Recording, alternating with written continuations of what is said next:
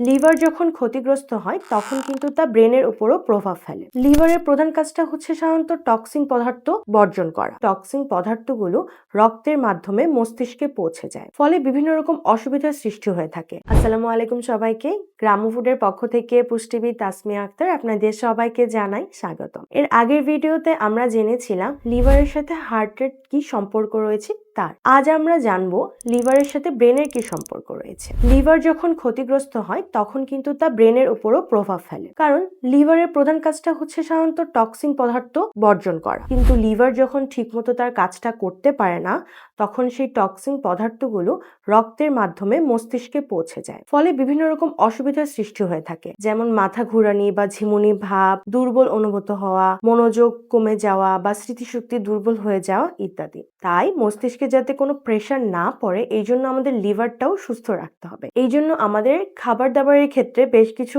জিনিস অনুসরণ করতে হবে, যেমন ফলমূল শাকসবজির পরিমাণ বাড়িয়ে দিতে হবে, প্রতিদিন পানির পরিমাণটা বাড়িয়ে দিতে হবে এবং যে কোনো প্রকার প্রসেসড খাবার আমাদেরকে বর্জন করতে হবে।